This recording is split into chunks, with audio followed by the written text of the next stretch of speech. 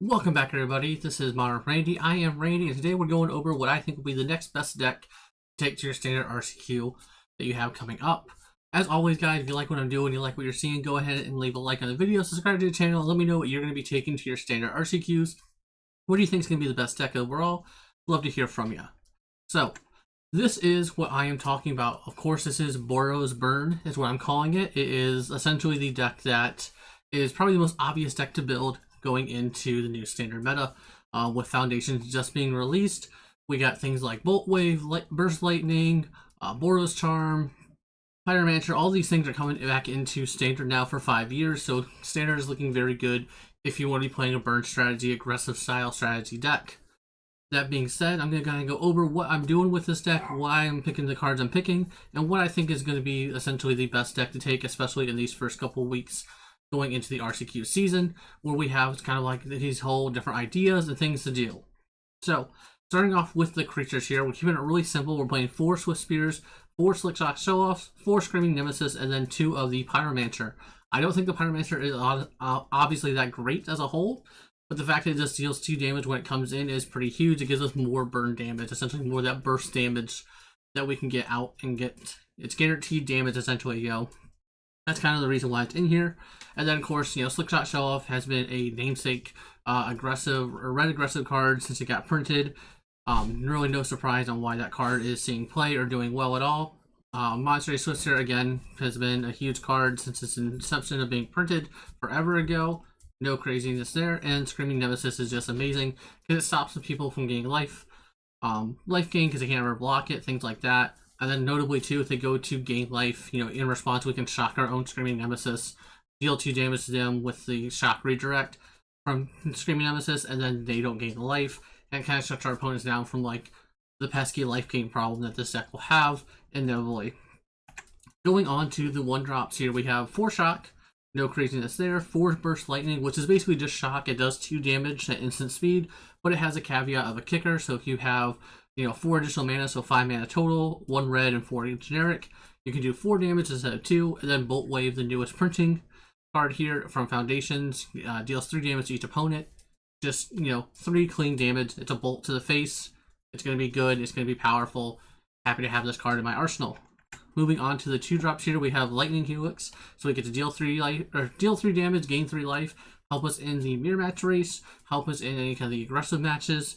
Always good. Boros Charm has deal 4 damage to target player, or your creature or permanents you control gain indestructible this turn, or target creature gains double strike till end turn. So realistically, the indestructible and double strike aren't going to come up too much because 4 damage is almost always better. But you do get those corner case situations where if your opponent's tapped out and you have a Slickshot Show-Off, being able to give it double strike is more damage than if you would just do 4 damage to the face. Same thing with Lightning Strike, another one, 2 mana, deal 3 damage. We know why we're playing the card. Makes sense. And this is a card I think really holds this whole deck together as it stands right now. So the biggest problem with this deck is, if someone gains a couple points of life, or stops your creatures from doing a couple of points of damage, things like that, you kind of like flood out or run into this problem when you don't have enough spells. Case of the Crimson Pulse definitely solves that problem. So when it comes into play, you discard a card, then draw 2 cards. Notably, if you don't have a card to discard, it's just pay 3 mana, draw 2 cards. Awesome. Then solve if you have no cards in your hand. At the beginning of the unstep, you have no cards in your hand, this solves. And then when it's solved, at the beginning of your upkeep, you discard your hand, then draw 2 cards. So notably, if we do solve this case, essentially, we get 3 cards additionally a turn, which is huge. That's just drawing us more into a burn. We're not going to be flooded out. All these good things are going to happen. So that's why we're playing 3 of these as a whole in the deck. Just a good way to cycle through and keep your burn spells flowing. That is the biggest problem with this deck.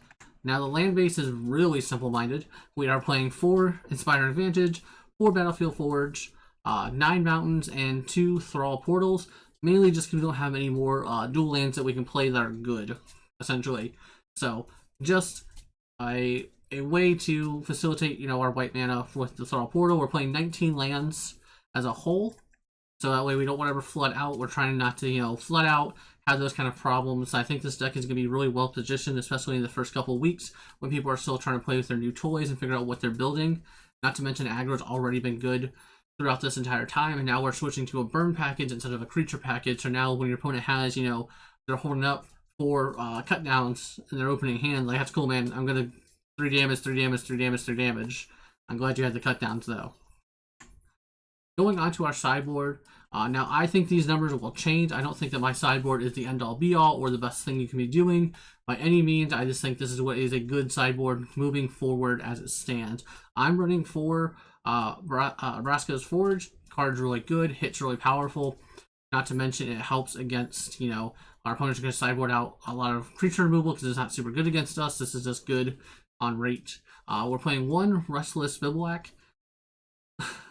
Just because it is a 20th land for when the games go a little bit longer, helps us cast like some of the 3-drops we're boarding in, you know, or Restless Forge or Twisted here to gain control of, you know, some of those bigger creatures and just smack face really fast. And then we also are running, I'm running 3 Abrade, 2 Rest in Peace, and 2 Obliterating Bolt.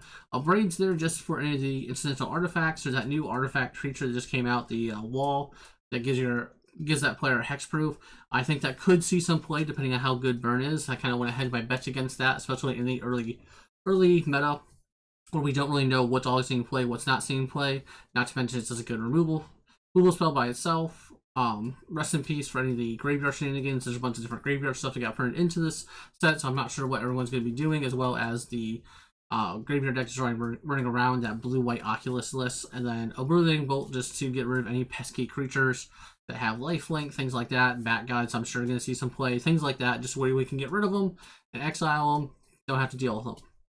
So pretty much just a short and simple, you know, deck. It's short, sweet, and simple. There's nothing too crazy about this deck list. There's nothing too amazing about this deck list.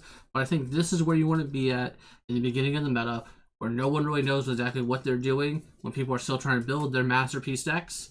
Let's just get in there. Let's punish them for being slow. Let's punish them for missing land drops. Let's punish them for missing removal spells. Let's punish them for anything they could be punished for and get them dead. I think this is what this deck is going to do very well. I think it's going to do well coming up at the SCG Con here in Columbus. I think that's going to be a huge breakout for this deck. I think we're going to see this deck put in a lot of numbers in the top 16 and top 32 just because it is so powerful, so raw as a whole, and just punishes our opponents for doing things, or I shouldn't say doing things, but punishes our opponents for missing any kind of problems. You know, they miss a land drop, they miss a removal spell, they miss whatever, they're getting punished. And this is so much better than, you know, I think the traditional like mouse package we have, because we just have so much more burn now, where we don't have to worry about our opponents having, you know, 6 removal spells in the top 7 cards of their deck.